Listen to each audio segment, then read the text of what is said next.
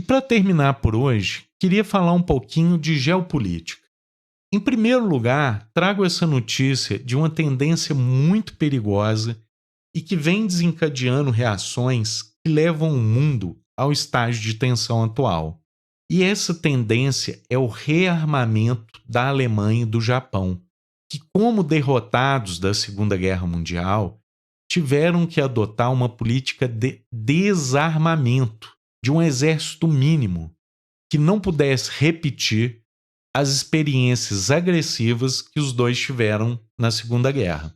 Mas essa característica pacifista dos dois países desde o pós-guerra vem mudando e intensificando a corrida armamentista que a gente vê nos dias atuais. Esse movimento, em grande medida incentivado pelos Estados Unidos, que no final da Segunda Guerra assumiu a soberania japonesa e metade da Alemanha.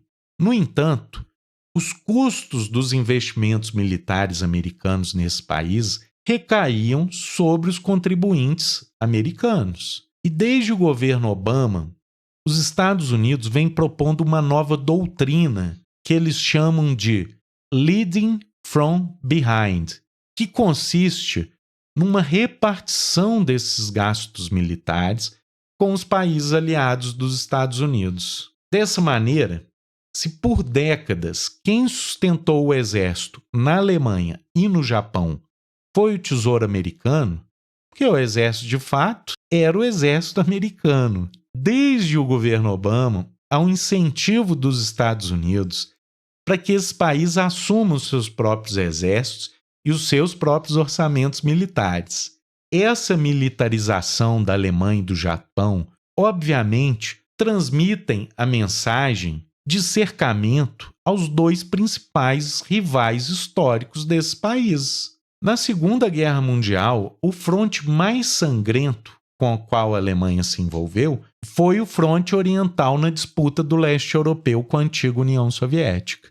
Se estima facilmente mais de 20 milhões de mortos no lado soviético em decorrência do conflito. Portanto, não é de se estranhar que a Rússia se sinta desconfortável com o rearmamento alemão, já que uma Alemanha armada causou grandes problemas ao país na última ocasião em que isso aconteceu. O mesmo acontece com a China, que foi invadida pelo Japão durante a Segunda Guerra e sofreu um massacre com as políticas imperialistas do Japão armamentista. Dessa forma, se pode entender que esse movimento de reavivamento dos exércitos de Alemanha e Japão trazem consequências para a geopolítica internacional. E a principal delas é a corrida armamentista que a gente vê hoje.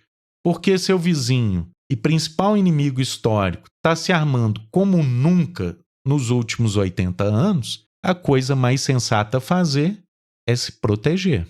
E não é à toa que, em resposta a essas provocações de um rearmamento nas fronteiras desses países que tanto sofreram com as invasões estrangeiras, desses mesmos países que agora voltam a se tornar agressivos, levam a respostas como essa que a Rússia está dando. Com a expansão da OTAN, com o rearmamento da Alemanha, com a instalação de armas nucleares na sua vizinhança. Agora a Rússia vem retaliando e essa retaliação significa instalar mísseis nucleares na Bielorrússia, um país geograficamente melhor posicionado para qualquer operação ofensiva contra a Europa Ocidental.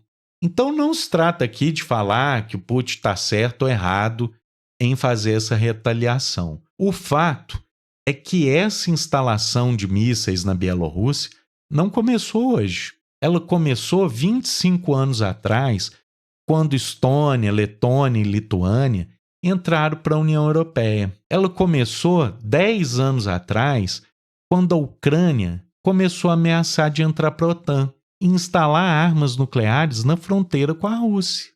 E não parece haver qualquer perspectiva de entendimento na medida em que a gente vê que a direção de um dos lados é explicitamente aprofundar o armamentismo de países com experiências tão traumáticas como a Alemanha e o Japão.